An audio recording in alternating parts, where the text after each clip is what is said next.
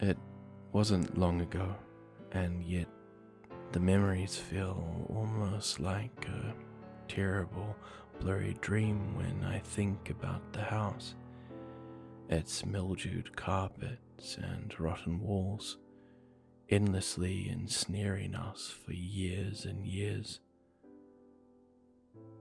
When I lay in bed sometimes, I fear that when I open my eyes, I'll find myself back there, trapped as I once was. I suppose that even though one can free themselves from a jail, the mind still likes to make prisons of its own, holding you captive in those memories that haunt you. Sometimes, though, as grim as those thoughts may be, sharing them makes the load a little lighter, and perhaps you all would be willing to listen to mine.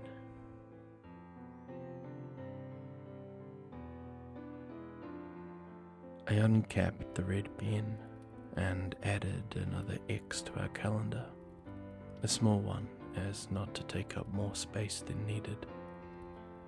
After all, the box already had 3 others inside just like it. Who knew how many more we would have to add?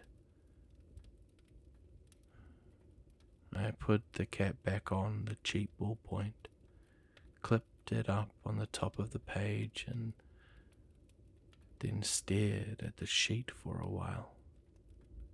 I traced through the previous days with my eyes. Each red mark I saw made my heart sink more and more. It had rock bottom when I reached the end of the X's and I saw tomorrow's date. Happy birthday, Andy. The box read in small letters.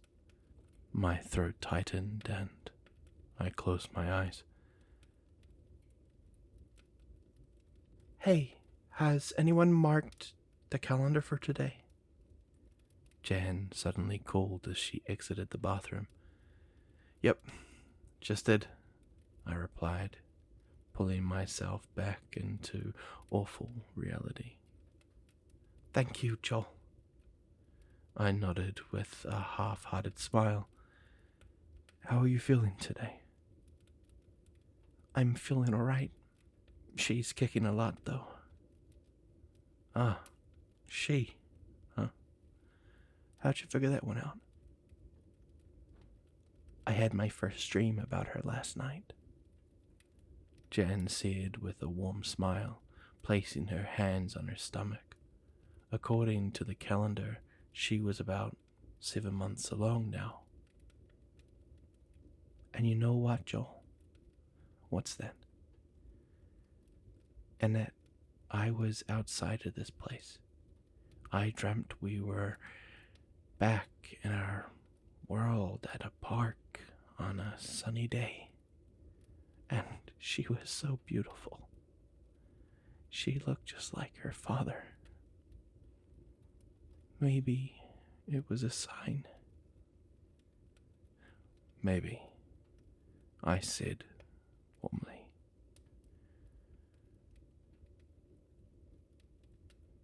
I'm surprised you were able to sleep at all last night, Daniel chimed in from the dining room. That damn thing was being louder than usual. Sounded like it was banging that stupid instrument of theirs right up against the wall. The tone went solemn as Jan turned back to me.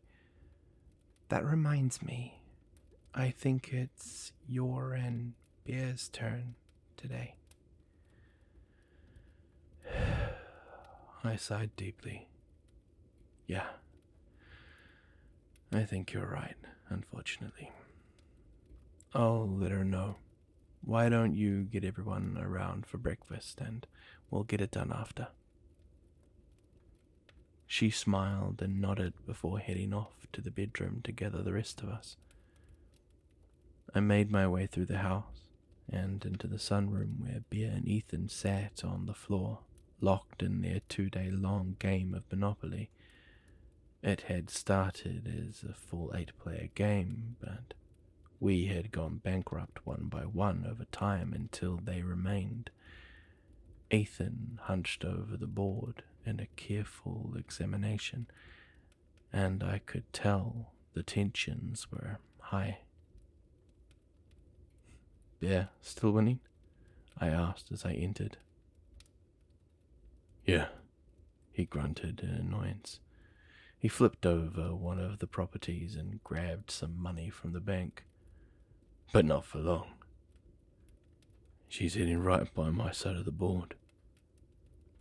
He looked at Bear with a smug face.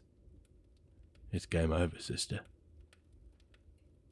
Dude, just give up. Didn't you already stake a Kit Kat on this? Exactly why I can't lose. Don't bother, Joe. I already offered him a way out. He's not budging, Bear said with a smirk as she rolled the dice. Aha! Ethan yelled in triumph.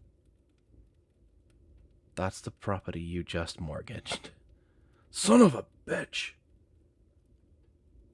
Well, I hate to interrupt this riveting display of action, but we're doing breakfast here soon. I cut in. Yeah, I heard, Bear said. Small house, remember? Then you probably heard Jane remind me that, yeah, it's our turn to grab the breakfast. She turned to Ethan. I'll give you a green property if you take my turn today. No way. Don't worry, you're just on guard duty, I told her with a reassuring smile. At least you aren't the runner. The two stowed their money and cards beneath the board, and together we headed to the dining room. Jan had already gathered the rest of the house and set out the food on cheap plastic tea party plates. Graham crackers and old juice boxes. Not a bad way to start the day. We all sat on the floor as we slowly munched on the honey-dipped wafers, savoring the taste. This was most likely the last of them.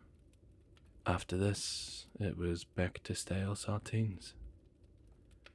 Talk was small, but the 9 of us seemed to be in good spirits nonetheless, all except for Daniel. He had been especially distant lately.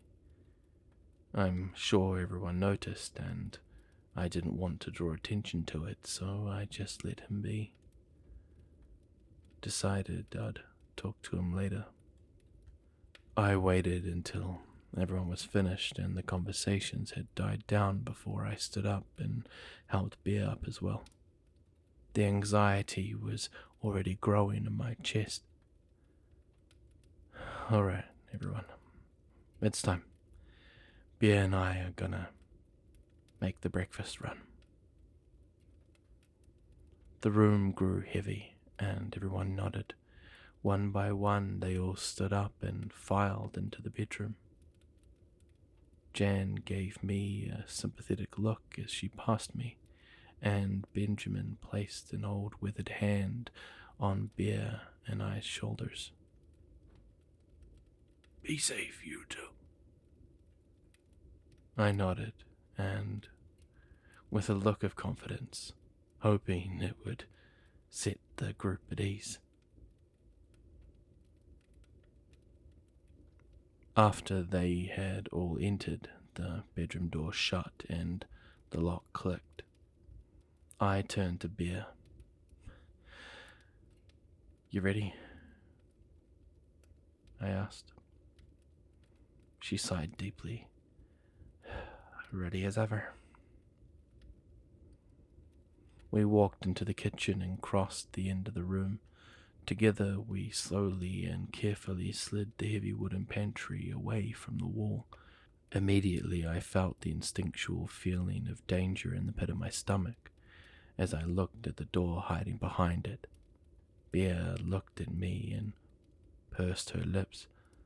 I smiled and brushed a strand of hair away from her face. "We'll be okay." She nodded and then grabbed the sharpened broomstick that rested in the corner.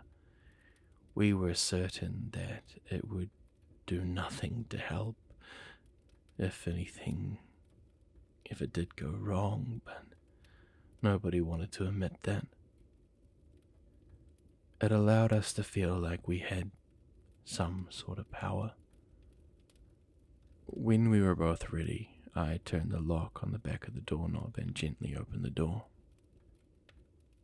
The scent of mildew and age hit us as I slipped into the old, empty yellow room. The air was cold and stale, carrying only the sound of my shallow breathing. The window on my right was cracked with dust and moisture stains, painting only a blurry image of the endless hills outside. The orange shag carpet had been matted down with a perfect path from the past years of the same routine. A walkway straight from the door to the middle of the room. Another door hung open on the farthest wall opposite me, revealing only darkness beyond. No matter how many times I had seen that open doorway, the dread never went away. In the corner of the empty space, alone on the floor, sat the basket. The basket was a loose name for it. Really, it was whatever container the thing downstairs could find to fill with junk. Junk that had kept us alive since we arrived in the house.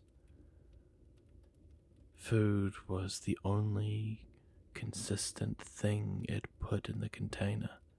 Everything else was always a gamble. One week we might get something we're happy about. Books, board games, clothes, soap, things like that.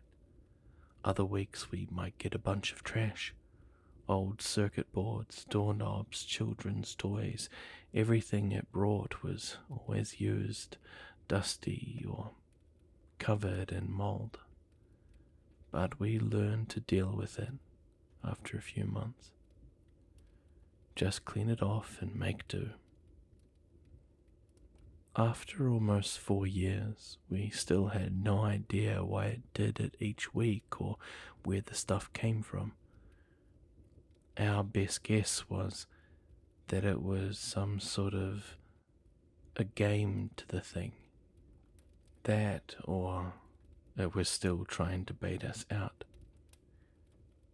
Regardless, it kept us alive, and we never wanted to think about it too long.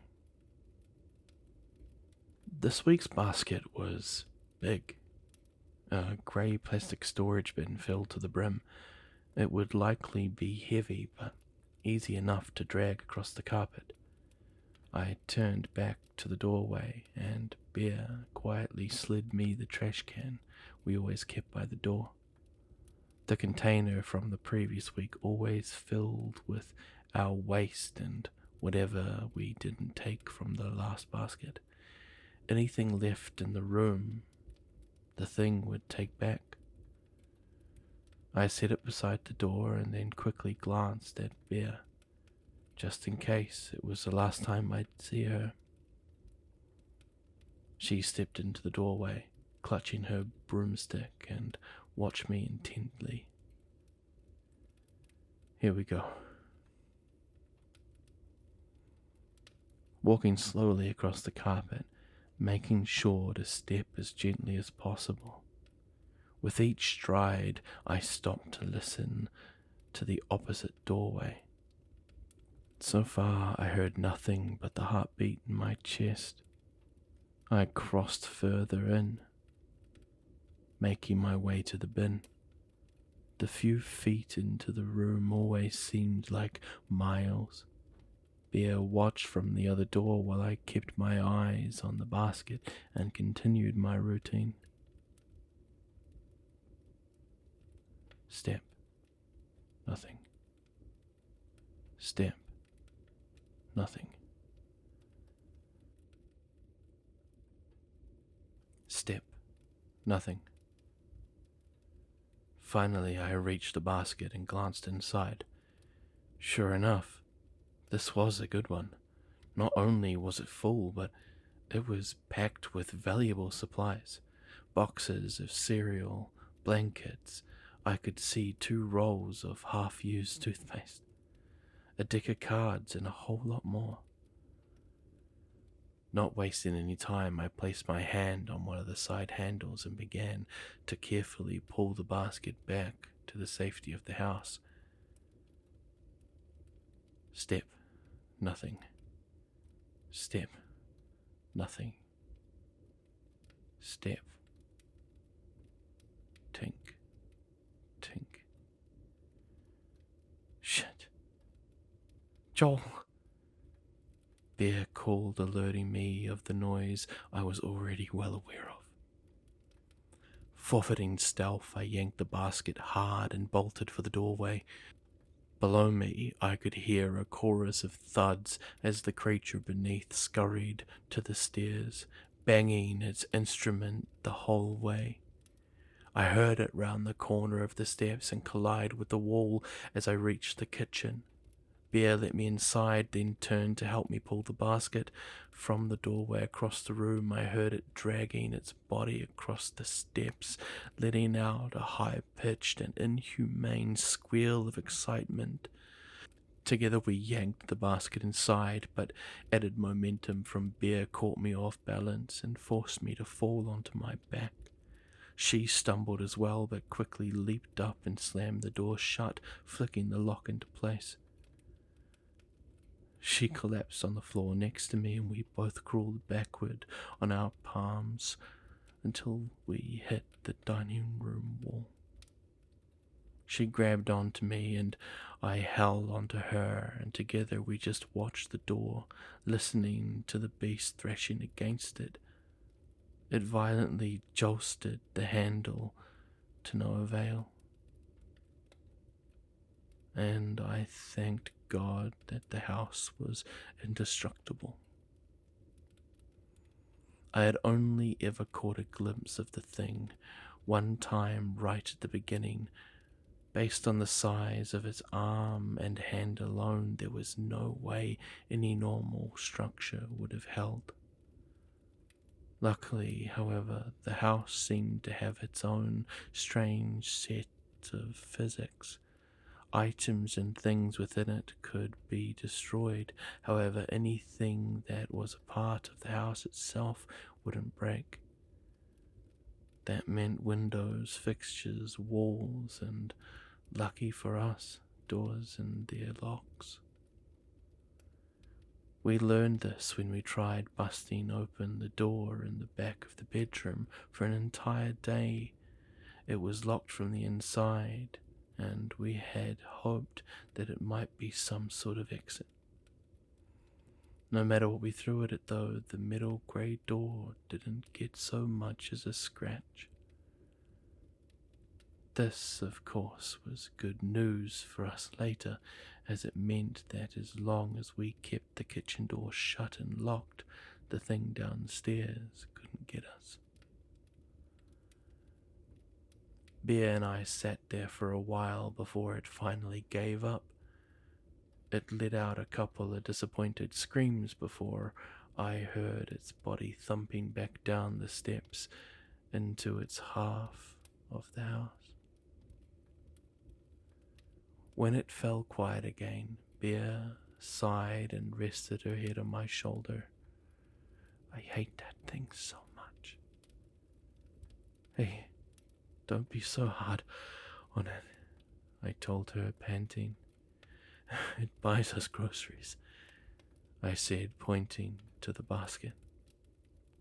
She didn't find it funny. We stood and pulled the crate into the living room. Then we walked into the bedroom door and signaled. 3 knocks. Wait 2 seconds. Knock again. Jan opened the door and everyone breathed a sigh of relief when they saw that both of us were still there. I'm glad you two are alright. That sounded rough. Not too bad. Not as bad as some days. Good haul, though, I told her. Sometimes I wonder if you got pregnant just to get out of basket duty. Ah, you caught me. I'd take 9 months of this any day over running basket. The group gathered in the living room and began sorting through the bin, separating community items from personal items. Grace was already breaking out the rusty bingo cage for the raffle. Meanwhile, Bear, Ethan, and I returned to the kitchen to slide the pantry back into place. The door may have been indestructible, but like the broomstick, it helped us feel like we had power.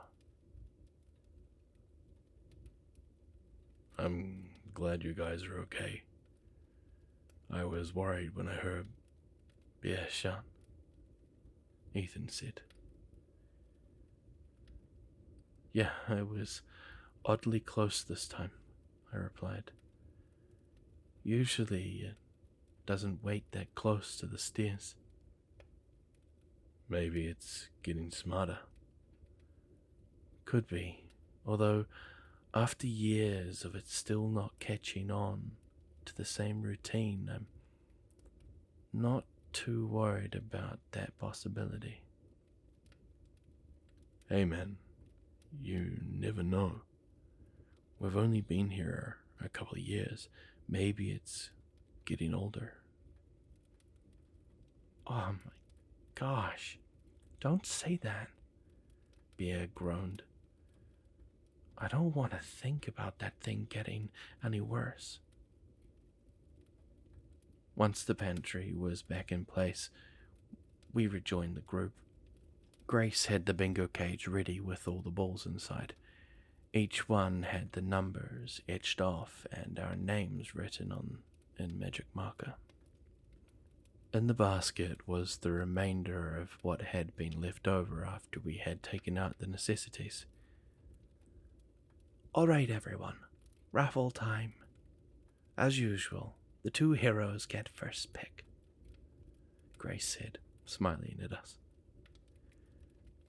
You first, Bear told me. You had to run. You sure? She nodded.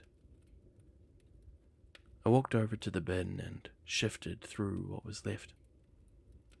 A book of poetry, some pens, a roll of floral wallpaper, a keychain, some clothes, bingo. A bag of old gummy candies. It was long past its expiration date, but living in the house had taught me that with artificial foods, it's usually just the recommendation that your stomach might disagree with. Bear went next and took the book. After that, Grace spun the cage and drew names, each person taking whatever scraps there were left to add to their collection.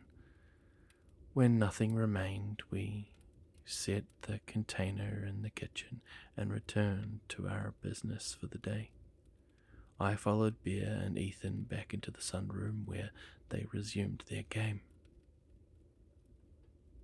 I'm glad you didn't die, Ethan told her.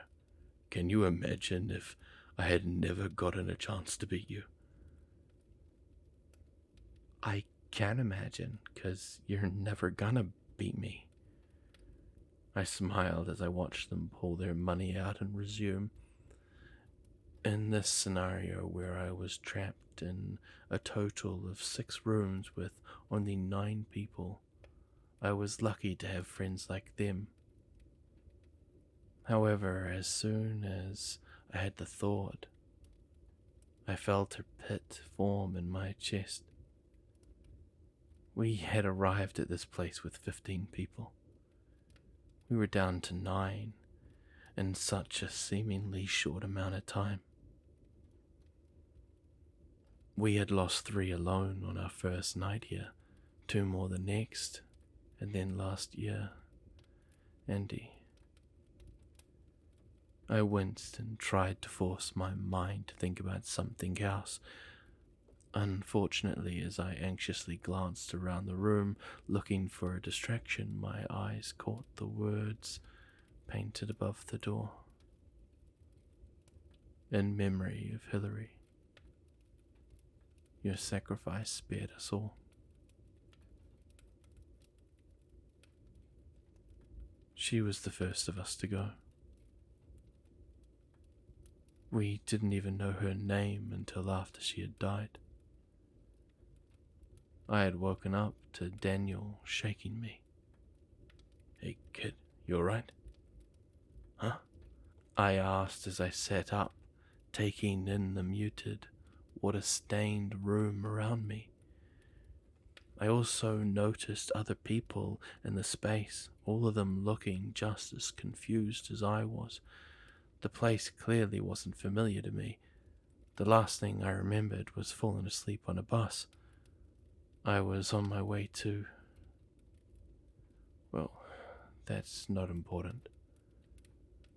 What is that I was not where I was supposed to be. "Where am I?" I asked. "Not sure. None of us do. We just woke up as well."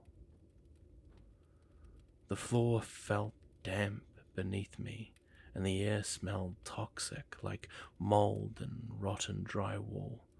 Light leaked in through a window next to me where a girl stood looking out, a perplexed expression on her face. This was Andy, but I wouldn't know her name until the following morning. Daniel helped me to my feet, and I glanced around. Everyone else seemed like they too were gathering their bearings. A door led out into another room, and I saw a few people cautiously looking inside. When they found it seemed safe, they stepped through it. "What's going on?" "I'm afraid I don't know that either," Daniel continued. "We're still trying to figure that out. We were all on the bus together. I just don't remember what happened after that. We're in someone's house, but I don't know where." He gestured to the window. Not exactly easy to tell. Looking outside, I realized what he meant.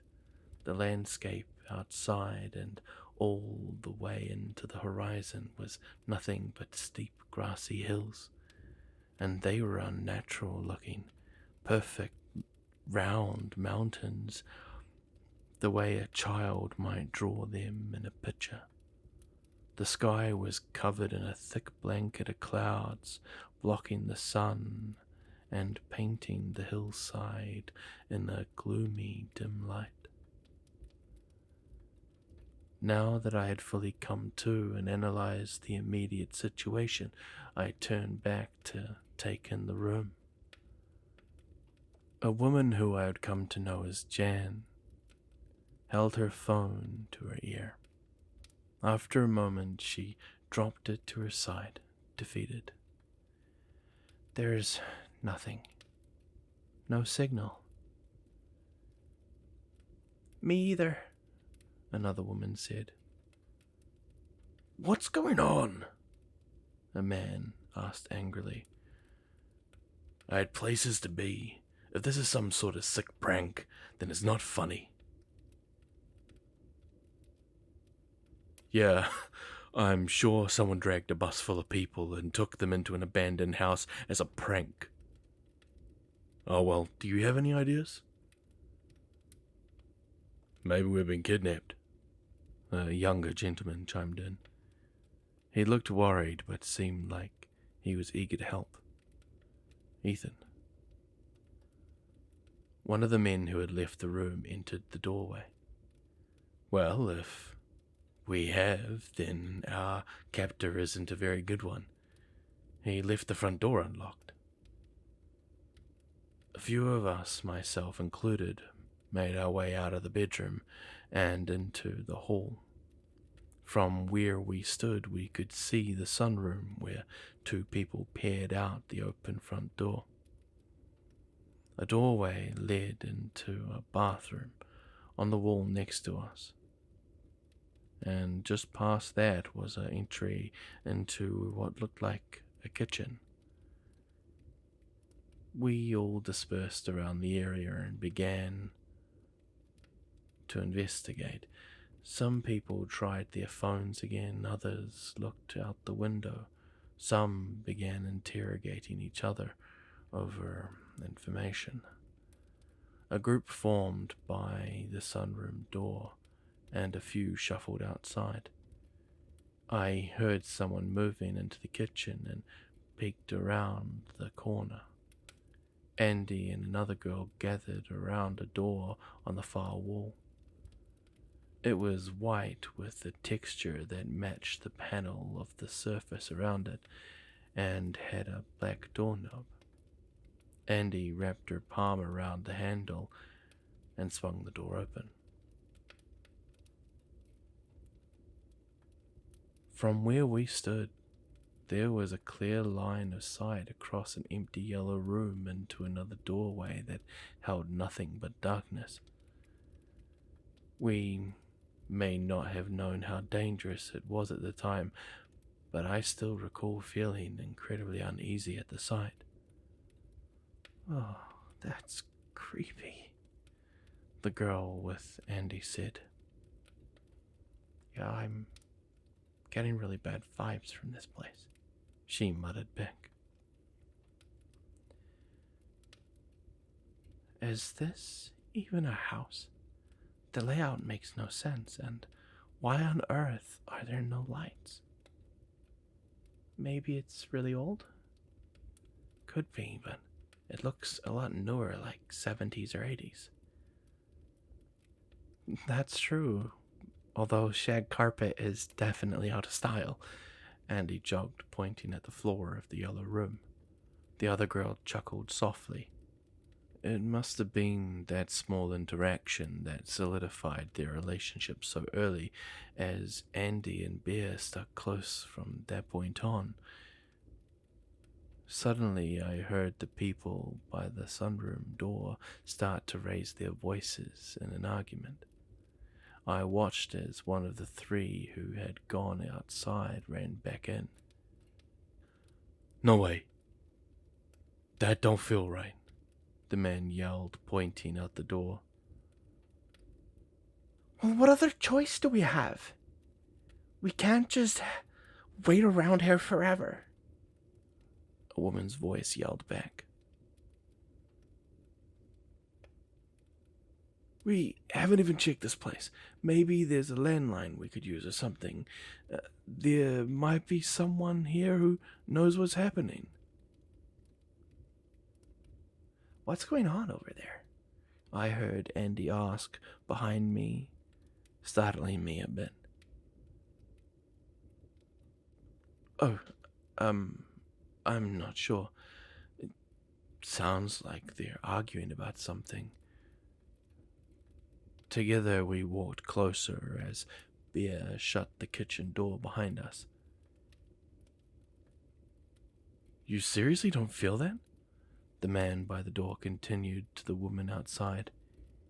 I mean, yeah, it's unsettling, but this whole situation is.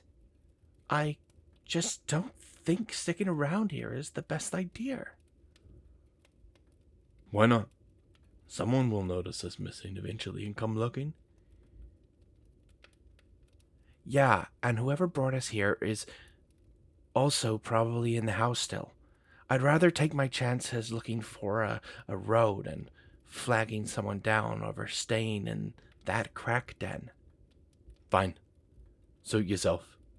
All I'm saying is it's a bad idea. I just feel it. Andy and I reached the sunroom and stood in the doorway. Daniel stood nearby and I tapped him on the shoulder. What's going on? This guy here says that something's not right out there. He doesn't think we should be outside. The man heard Daniel and whipped his head to us. I ain't crazy. Go out there and feel for yourselves. It's not natural. Daniel looked at me and he shrugged. He crossed to the front door and took a step outside. I hesitated but followed out of sheer curiosity. At this point, I was starting to grow nervous. Something wasn't right about the situation. And while that was an obvious observation, there was much more to it. The man was right. None of this was natural. With all the worldly possibilities for what was happening, none of them answered any of the questions that the house presented. It felt like we were somewhere that we shouldn't be. That was only reinforced when my foot crossed the doorway and stepped onto the cracked stone landing. Instantly, I felt dread swell in my chest, the sensation of danger mixed with the feeling of fear. The whole scene before me was wrong. The landscape felt unnatural. The hills too perfect, the sky too solid of a color, the grass too vividly green. It felt like a cheap imitation of something we knew.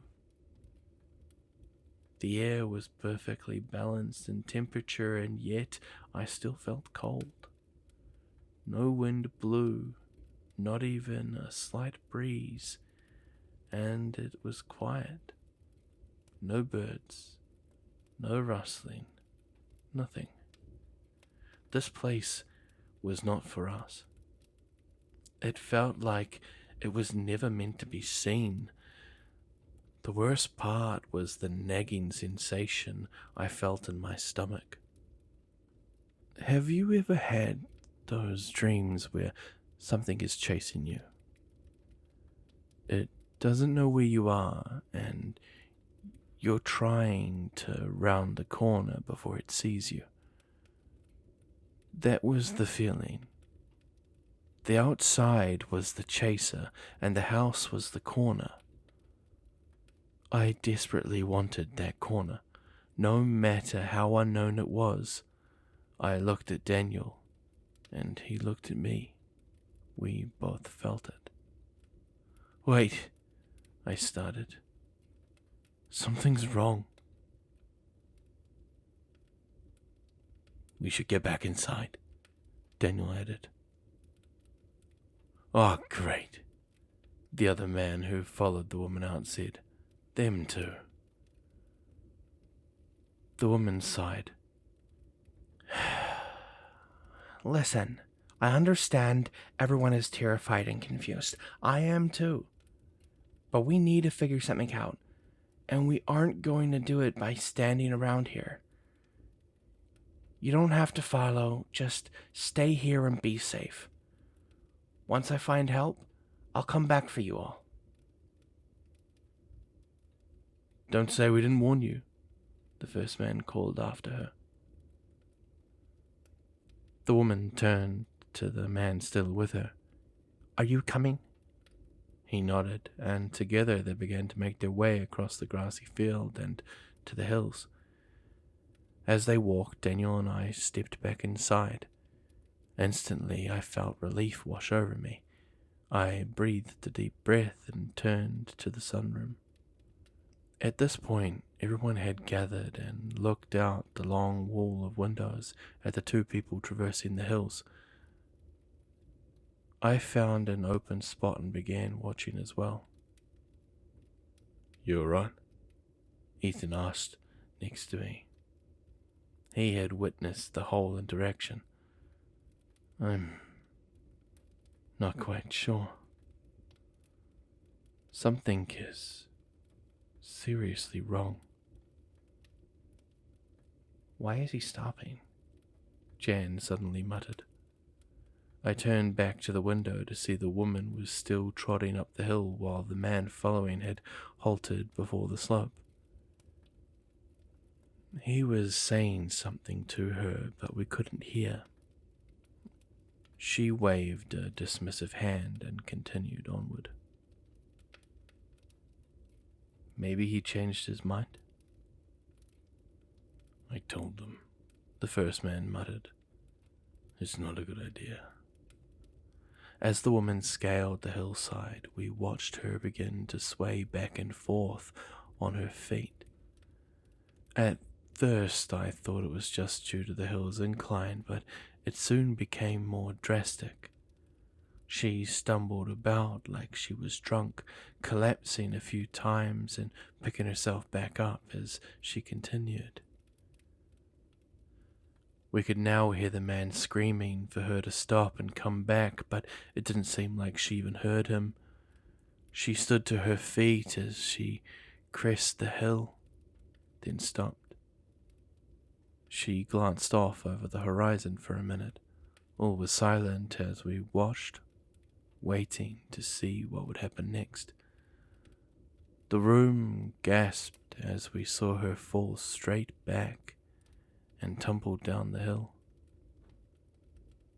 The man ran over to her body as it tumbled to a halt and flipped her over. He shook her a few times, put his ear to her chest, then suddenly leaped back with an expression of pure terror on his face. His mouth agape and eyes wide open, he scrambled to his feet and dashed for the house, tripping over himself as he ran. Jumping up onto the concrete porch, he burst through the door immediately. People were there with questions. "What happened? Is she okay? What's going on?" The man didn't answer.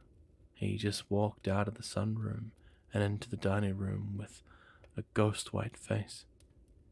He leaned against the wall and slid down into a corner, hugging his knees. A few people followed and surrounded him. "What's going on?" Jan asked. "Is she all right? Why did you leave her?" The man looked up with unblinking eyes. "She's dead." I would like to think we had handled everything rather collectively thus far for the situation we were in, but that sentence was what broke the dam. The room felt heavy. Whimpers and gasps echoed amongst us. The woman who was Grace began to hyperventilate. "What's happening? What's going on?" "She's dead." "What do you mean, dead?" "She was just fine a second ago." "What happened out there?"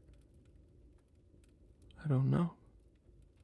The man just muttered softly as he stared vacantly at the floor. "What do you mean, you don't know? You were standing 20 feet away from her." "We have to go get her. She could still be alright." "No," he suddenly shouted from the floor. "Nobody goes back out there. We can't just leave her. Maybe she needs CPR." Did you not just see what happened? You're all crazy if you think that. That's enough, Daniel yelled above the chorus of voices. The last thing we need to do right now is panic. I think it's obvious by this point that this situation is not normal. Who here has ever seen something like this? Nobody answered. That's what I thought. So let's just take this nice and slow. He looked at the man on the floor. I know something is wrong out there, but these people are right. Dead or not, we can't just leave her there. No, her body landed at the bottom of the hill. You were safe the whole time you were standing there. I'll go get her body and bring it back in.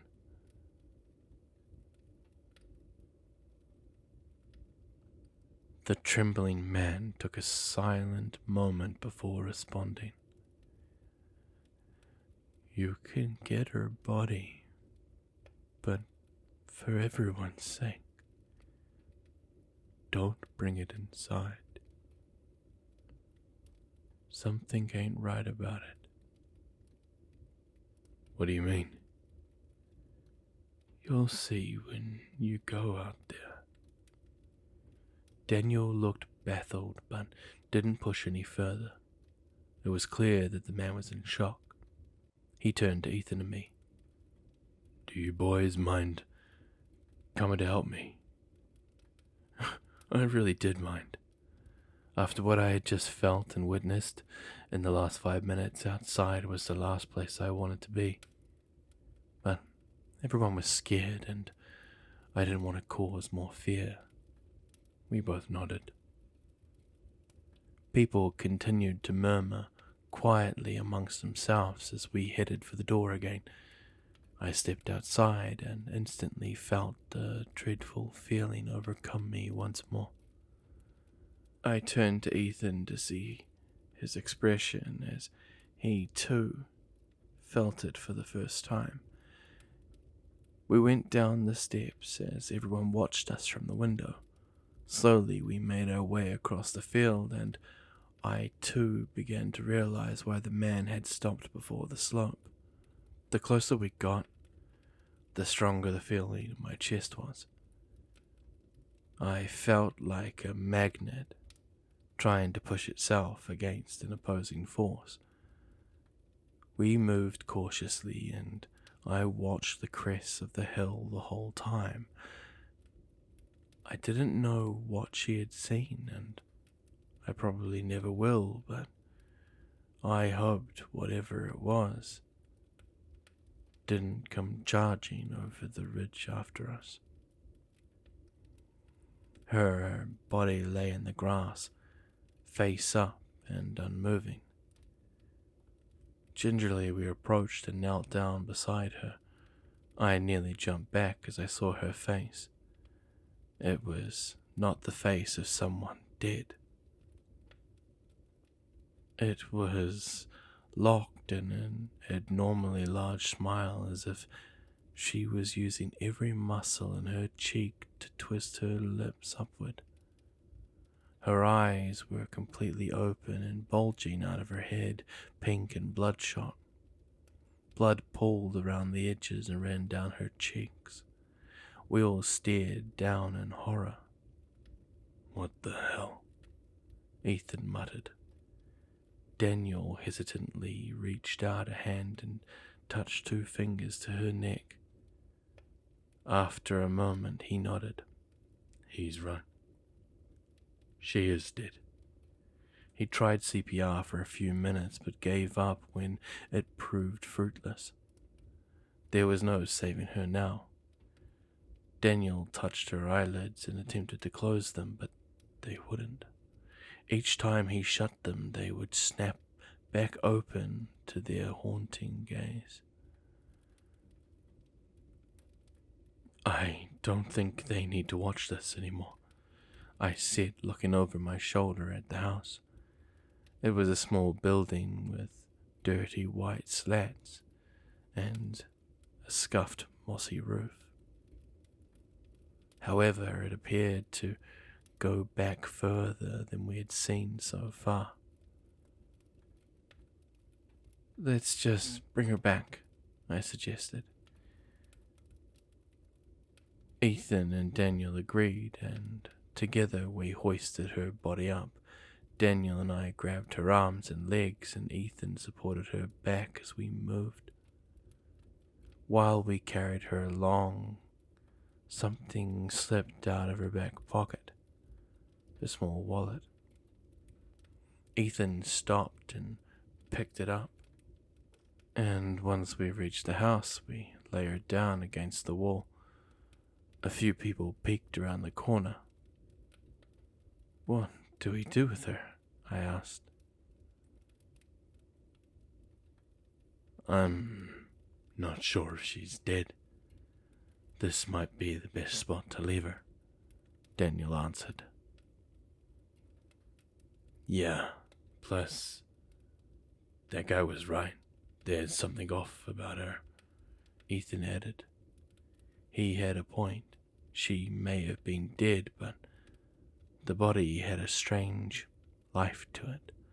The face muscles were so tightly locked, and her skin still had so much color. It felt like she might jolt up and begin screaming at any moment. We mutually agreed that for the time being, we would leave her here while we sorted out the rest of our problems.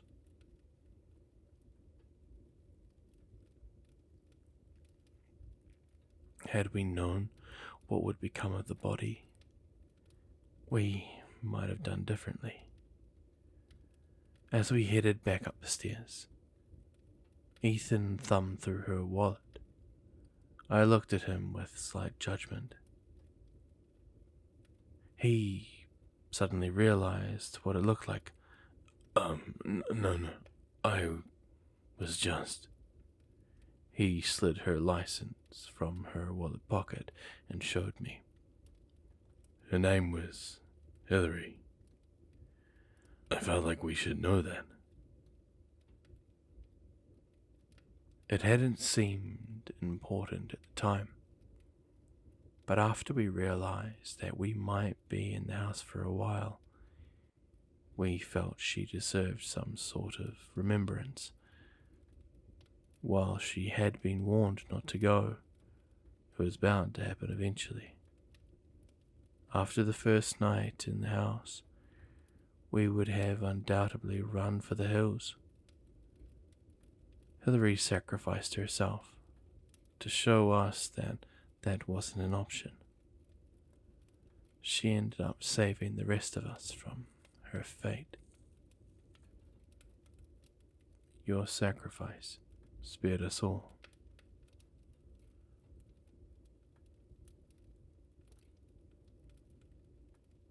I like to hope that wherever Hillary is now, God rest her soul, she knows that she really did help us in the end.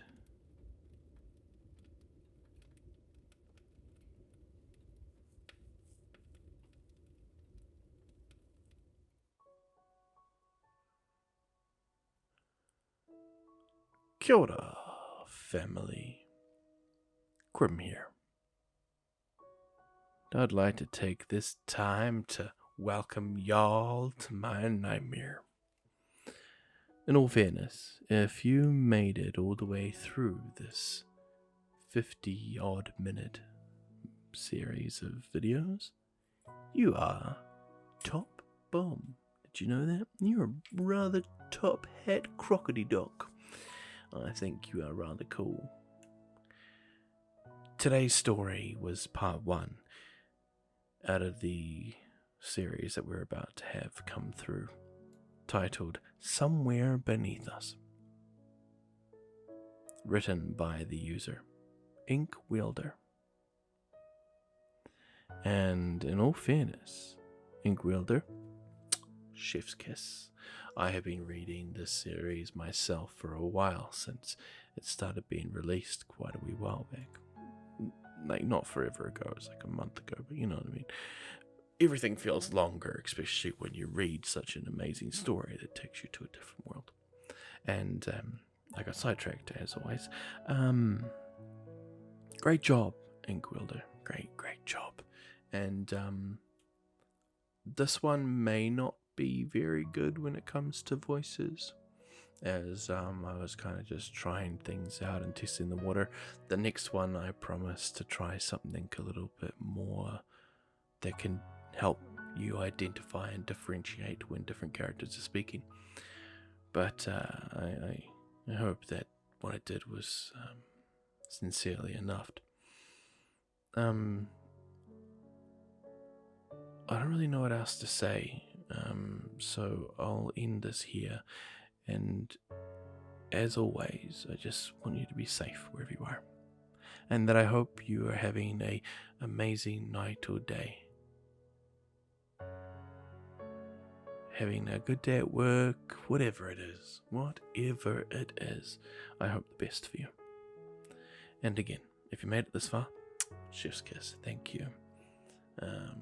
And if you liked it, subscribe, help a brother out, maybe comment and like below, like the video. I don't know, this is stuff that I don't normally do, so I'm really just making it up and hoping and hammering all I can that somebody actually gets in there. Damn it, why am I talking so much? I don't know. I think I'm in a weird place right now, a place where the moon is coming down and the stars are shining, aka it's like 1 o'clock in the morning. Anyway, as always, I've been Grim, and I'm well. Signing off.